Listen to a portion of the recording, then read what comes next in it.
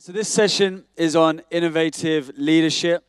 So the idea of this session is that you walk away maybe just thinking about what's in your hand so that you can innovate that thing. Just to give you a little bit of context, where I've seen innovation, when I was looking after youth and young adults from age 7 to 30s, the reason I was looking after age 7 to 30s is because our kids ministry, we noticed that kids age 7 to 11s, they wanted younger role models or needed younger role models. But yet all the leaders who were in age 7 to 11s were all like, 50s, 60s. Now you got to understand, if you're 50, 60, there is nothing wrong with that. And it's a huge blessing to have you guys in the church. But what you got to understand is that also... What you got to understand is that also for someone who is 7 and 8, some of you guys can relate on the same level, but many maybe can't, whereas a teenager can relate a little bit better. So anyway, this is what an innovative move looked like. So age 7 to 11s of kids was brought under youth so that we could bring some youth leaders into the upper age of kids. What we're finding now is that the kids age 7 to 11s are connecting with those leaders on a whole nother level. Now, the people who still serve on team age 50 and 60, they're the greatest champions. They're the encouragers, and they still do the majority of the stuff. Without them, the ministry wouldn't work. But the role models within that are put in at age are like young guys. So that was an innovative move, which has allowed us to do things that we haven't been able to do before. Give you another example. When I got put as a creative director over the creative department, what I realized is that I was not leading leaders of leaders, I was leading artists. And if you've ever led artists, it can be like herding cats sometimes. It can be hard work. But the reason is because they just want to create art. And so often in church, we think that everybody wants to be this gun leader or everyone wants to do this, where the reality is they don't. And so I started, with these artists and stuff, and all they wanted to do was create. And they were phenomenal people with phenomenal character that were creating incredible things. So I made a decision that I wasn't going to make them into something that they're not. I thought, why don't I do what I can do, which is build teams, and why don't you guys create? And for those who are creating, who want to grow in leadership, I will teach you, but for those that don't, that's fine. So we launched this thing called the Media Collective London. Now, what Media Collective is, it's the gathering of artists and designers and videographers and fashion designers, and we connected all of these people together, and out of that gathering, which was about empowering them rather than what you can do for us, what we found is that people got involved in creating stuff for church. So it was a little tweak, but it was an innovative move. You might have heard Steve Jobs saying that innovation is small I, not big I. It's little I, not capital I. So a lot of the time we'll think about innovating these huge, massive things that you'll see here on a Sunday. But the truth is that innovation is small. It's just in the small thing, in the unseen. There was a group of millennials that joined the army. And in the army, the corporal, the sergeant, said to them, I want you to load your guns. I want you to wait 8 seconds. And then I want you to fire the guns at the target. One of the lads said, well, why are we waiting 8 seconds? Can't I just fire as soon as I've loaded my gun? He said, no, you have to wait 8 seconds, okay? That is the rules, and I just do what I tell you to do. So that's what they did. That night, the sergeant, the corporal, went home, and he was wondering to himself, why do we wait 8 seconds? So he called up his boys, other generals, and he says, do you guys know why we wait 8 seconds? They said, no, we don't actually know why we wait 8 seconds. So he had to go into his books that he had from when he was young, when he was learning. And what he found out was that back in the day, the reason they would wait 8 seconds is because after you had loaded your guns, you had to wait 8 seconds for the horses to move who had brought on the ammunition so that they're out the way so you don't shoot the horses. Now, here they are, many years later, and the ammunition is not brought on by horses. They just have it there with them, and there's no horses there. But still, they would wait 8 seconds. Why? Because of tradition. This is where innovation needs to take place. So there's not a waste of time, and there's not a waste of resource. But what was the issue? The issue was the young millennial saying, hey, Why do we do this? And for the older generation, they took it like it was an attack. They were saying like it was an attack on their authority. But yet, the younger generation was seeing and asking the question, why? See, if we're actually going to talk about innovation, we got to break down the generational barriers, which means if you are young and you see things differently, you need to be able to ask why, like Errol was talking about the why. You need to be able to ask why in an honoring and respectful way that isn't pointing the finger, which isn't saying my way is better than your way, but out of love and honor and grace and respect. If you see something and you're asking why, ask the question why. In fact, I would say as a church across Europe, we need to be asking why about the different things that we do a lot more. That way we can innovate. But then for the older generation, in the same way, when the question is why, even though you might have created the idea back in the day, and it might have worked for a season, might have worked for many years, maybe it is time not to be precious over the idea, not to be precious over the concept, not to be precious over the style, but to work together with the generation so that actually we can continue to grow and develop and for the church to be everything that God has called us to be. I want to put it to you that obstacles are opportunities for innovation. Obstacles are opportunities for innovation. Like we can sit down thinking, oh, what could I innovate today? Could we innovate the look, the feel? Could we innovate the style, the systems, the processes? But the honest reality is that you guys don't need to go looking for innovation. All you need to do is just, when the problems come your way, don't be overwhelmed by the problems, but actually look at overcoming the problems. And the way you overcome the problems is by innovating and allowing God to give you a new idea to be able to do the thing that you need to do, but in a different way.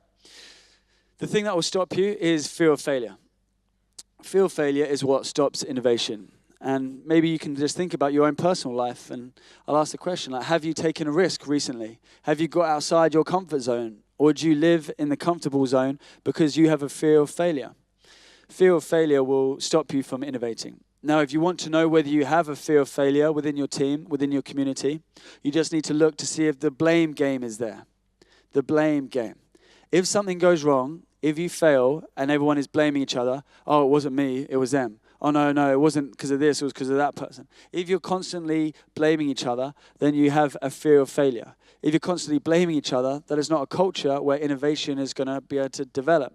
But if you've got an attitude and an environment where it's like, doesn't matter whose fault it is, we're all going to lean in together and we're going to make it work. Might have been your mistake, might be nothing to do with me, but I'm going to play my part to help you innovate and create and change so that that thing can be successful, then you'll find that as a culture and there's a place for innovation. I have zero tolerance for failure when it comes to flying in aeroplanes. I have zero tolerance to failure when it comes to open heart surgery.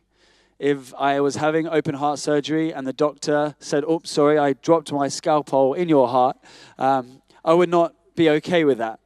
If when I was flying back to London tomorrow, if all of a sudden the plane dropped for about 15 minutes and then the pilot said, oh, I'm so sorry, I had a bit of I fell asleep for a little bit, but it's all good, we're not going to die, I would not be okay with that. There are some areas in life where we have a zero tolerance to failure. But you have to understand that the reason there is a zero tolerance to failure is because they've been through many years of training.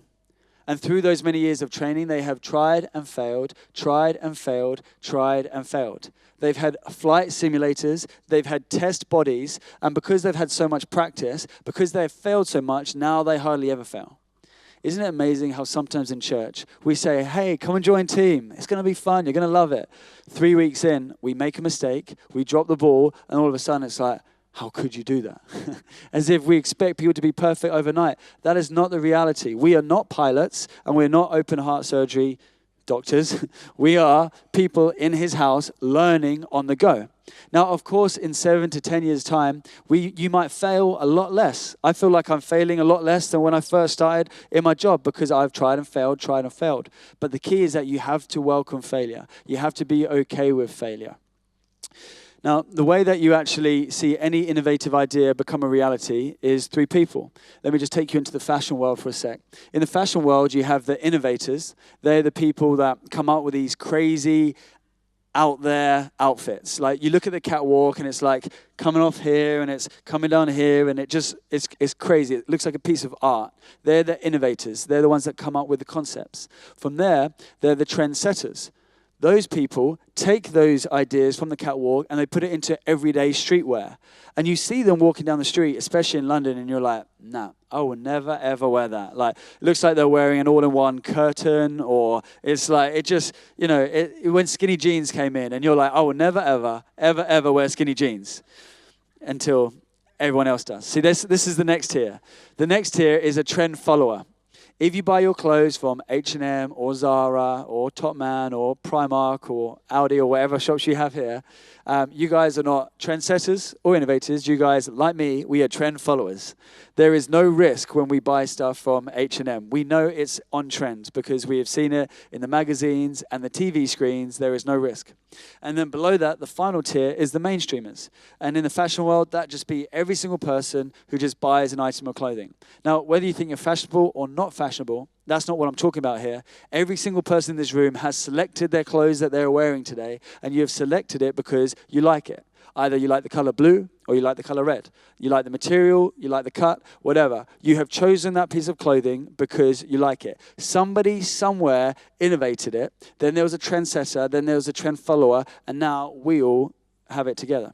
I'm telling you this because in church, or in life in general, when it comes for you sitting down with this innovative, creative idea, you have to understand that for it to become a reality is not just going to be by you, by yourself. It's going to take different tiers of people. It's going to take involvement. It's going to take ownership.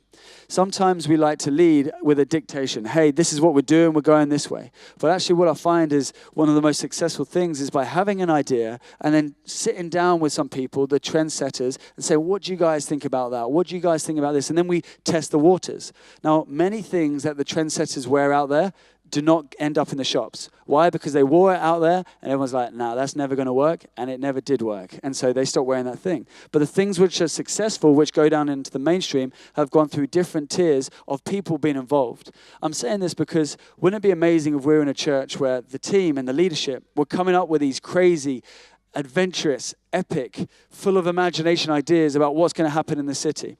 It actually takes us as a church community to be able to be open to change and open to ideas. And so I guess what I'm saying to you today is, how open are you to change?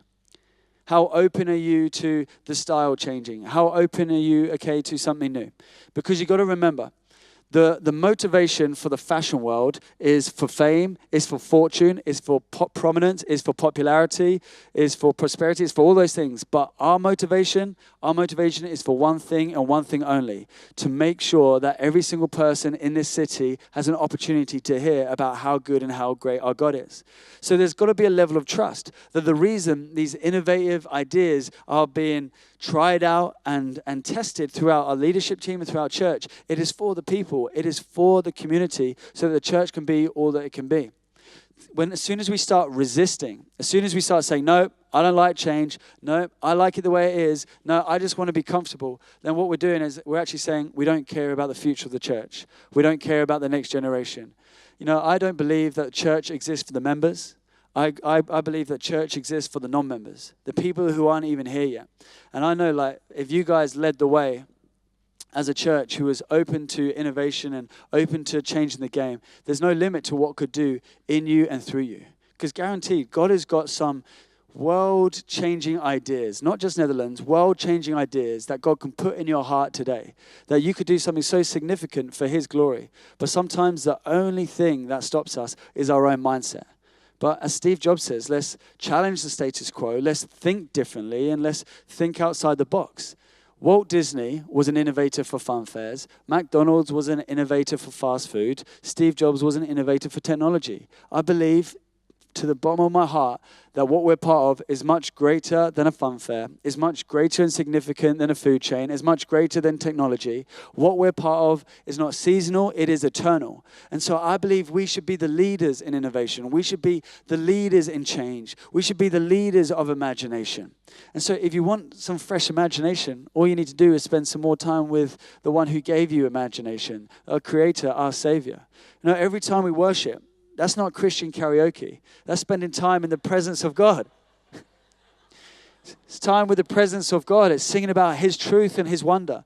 Just singing those words alone, like how great is our God, and just singing about just how awesome he is. That should inspire a sense of creativity and imagination so you guys can go back into your sphere of influence and you guys can change the game.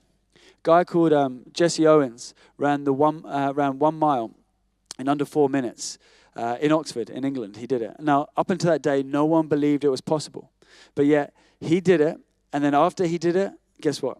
Loads of other people did it. It just took one people to show everybody else what was possible, to show everybody else what was achievable. And I believe it's the Church of Christ which should be the ones who are creating the new normal. It is the Church of Christ that should be breaking down barriers. It should be the Church of Christ which is just challenging the status quo. And I believe in all of you, in all of your hearts, God can put something new. And we all build the church together, but what happens in here should affect what happens out there. What happens in here should change your workplace, should change your family, should change your friendship, should have a ripple effect. And I believe with my whole heart that God's going to give you guys some innovative ideas today. So my last 11 minutes, let me just give you some little things about where we can innovate. Let's innovate what we lead. Can you do better today what you did yesterday?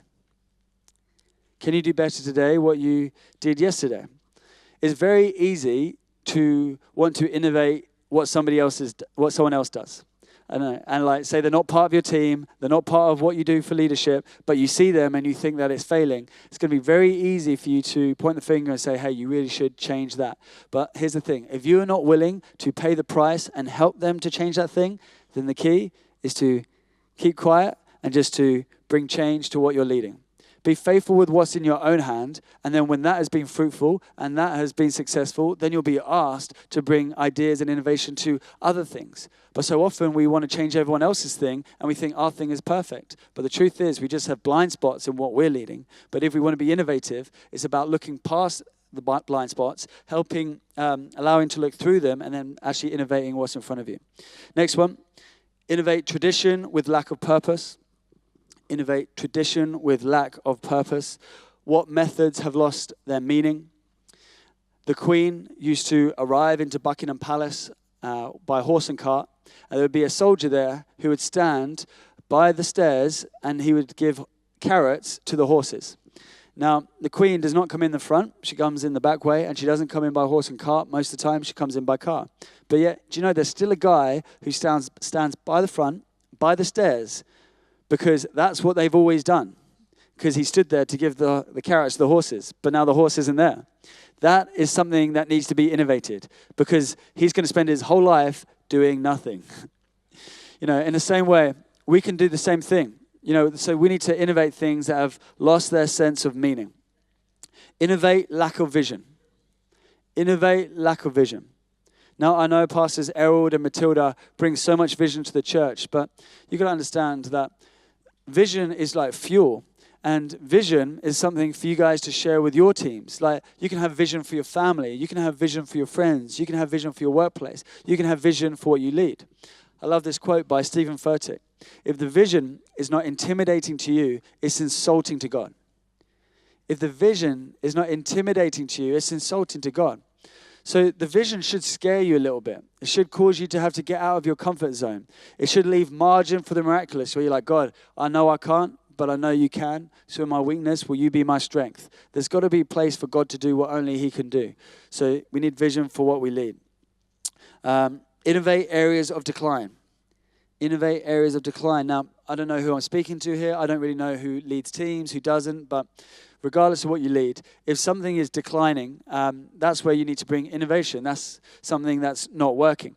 The only way you know whether something is working is by knowing the health of something. So you know your health by going to the doctors, and he will tell you your heart rate. That is a number.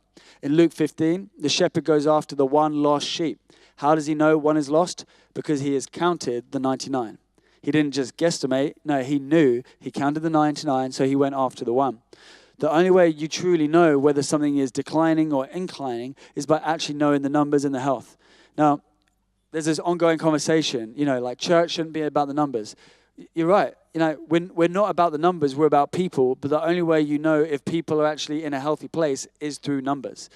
For us as a church, we want to celebrate every single person that came to Christ. We want to celebrate every single person that got discipled and every single person got baptized. And so for us as a church in London, we know the numbers. So, if you're asked to report how many people were in your Connect group, or how many people were in youth, or how many people were on team, it's not so we can pull out whether you're good or bad. It's not about that. It's so we can see what's healthy and what is not healthy. And if something is shrinking, then let's be a family in a church. We just jump in together, and it's not, oh, you're failing, you're out. It's like, hey, come on, what can we do here? How can we innovate together to bring health to this thing? Can you imagine what church would look like if there was no insecurity, if there was no, if we had no fear of failure, but yet if something was slightly in decline, we were okay with different people getting involved and helping us make it a win? I think that'd be such a beautiful place. Innovate, what we lead, done that. Innovate, lack of vision, done that. Innovate, okay. Innovate structure and systems, but also how we communicate biblical values. I was talking to the leaders a second about this, but when I first started on staff, I used to wash the dishes at Gary's house. In fact, I still would now today. Gary's my pastor. No one would ask me to. Just at the end of dinner, me and Charlie would just wash dishes. The reason we'd wash dishes is because we just wanted to say, hey, we love you, and we want to show that we love you. We just want to serve you, and we're not making them gods. We know who God is, but they are leaders who lead us, and we appreciate them. So we wanted to show honor. But when I have our youth team over to mine and Charlie's house, they definitely don't wash dishes. In fact, they leave more mess than what they came with, and then me and Charlie are left to wash the dishes. Now, hear me right. I do not care about them washing the dishes. I got a dishwasher, put them in myself, takes 5 minutes. It's not about washing dishes, but it is about the young people capturing the key or the core values of Jesus Christ: generosity, integrity, honor, love, and grace. And so what I realize is that sometimes it's not just about innovating the structures and the systems and the processes, but it's also about innovating how we communicate the basic fundamentals of who Christ is. Because maybe how I was taught what honor is and what honor looks like needs to be innovated so I can explain it to the next generation so that they can. The reason they need to know these things is because this is discipleship. This is transforming into likeness of Christ. This is the thing that's going to be successful. In fact, the Daily Telegraph put out a newspaper recently that said employers are hiring people not based on their skills or qualifications, but based on their loyalty in their firms. So loyalty, which is a key component of Christianity, is now going to enable people to get a job, which is enable people to do well in life. And so as Christians, we might not have the qualifications, but we should be getting the jobs because Christ is on the inside of us. So the reason we've got to teach these things to the next generation is so that they can grow into Christ likeness and so they can step into everything that God has for us. So maybe we just need to innovate the way that we actually get to demonstrate and model and show the next generation and lead them through so that they can actually apply these things to their life. Next one, innovate your perspective. You never experience reality, you experience your perspective of reality. And I'll just kind of leave this one here. It's just a few thoughts I had for you. But when it comes to your perspective, everybody sees things one way. And it's not so much the thing that you're looking at, it's the filter that you're looking at things through. And everything that we've learned is because we've been taught that, we've been shown that, we've been modeled that. But what it is about innovating your perspective. So I want to encourage you to do something this week which is different to what you normally do. So first of all, I want you to today chat to someone that you haven't yet chatted to. And I don't want you to chat to someone who looks like you. I want you to chat to someone who looks completely different to you. Okay? So if you're younger, chat to someone who's older. If you are older, chat to someone who's younger. If you dress a certain way, talk to someone who dresses another way. If you're a worship person, chat to someone who's on a connections team or a connect group. I want to encourage you today to change your perspective. And the way you change your perspective is through people, by actually listening to people, to seeing how they see things. Because one of your most innovative ideas might come from you sharing your story and sharing life with somebody else. As Proverbs 27 verses 17 says, as iron sharpens iron, so a good friend sharpens a friend. So I want to encourage you guys to not live your life in these different cliques, very inward focused, but be outward focused. There is so much potential in this room, but the reason it is untapped is because we stay in the little groups of people who look like us, who sound like us, who agree with us. When was the last time you chatted to someone who thinks differently to you? When was the last time you had a conversation with someone who doesn't agree with you? Because those conversations are the best conversations. Because those conversations challenge you and they make you think, why do I think the way that I think? Is it because it's a biblical worldview, a biblical view, or is it because it's a worldview? It's amazing how much stuff we think is Bible, but it's not actually in the Bible. We've just learned it from the generation, who's learned it from the generation, and learned it from the generation above that. This is our cornerstone. This is our rock. This is our go-to. So if you truly want to innovate, I want to encourage you to get grounded in the Word of God and make everything from your heart for His Word. Then get outside your comfort zone. Speak to people who don't agree with you. Make sure you're definitely speaking to people who are not Christian. Make sure you're in the world of people who don't know God, and ask them about some of the Christian languages. Ask them about Christianese. We say things like, oh yeah, he's really on fire for God. He's really on fire for God. You say that to someone who doesn't know God, they're like, he's what? Is he in pain? We use this language of all these things that we've become so accustomed to because it's in-house language. But do you know what happens when you use in-house language? You exclude people who aren't in the house. What if it was time for us to look at everything, address everything, to ask the why, not finger pointing, say you need to do this, but saying, hey, come on, together, as a family, as a church, as a team, let's see what we can bring imagination to and innovation to so that his name can be lifted high and people get to see him. Because I truly believe that one of the biggest barriers that is stopping people accessing the grace of God is not his grace. It is actually the language and the perspective of how we actually get to show this to the people around us. I believe every single person in this room, you have a sphere of influence, and you can reach someone that this person can't and this person can't. So I want to encourage you, innovate, change, mold, think outside the box, and just believe that God's going to do a miracle in you and through you for the people in your world and for this house. All right.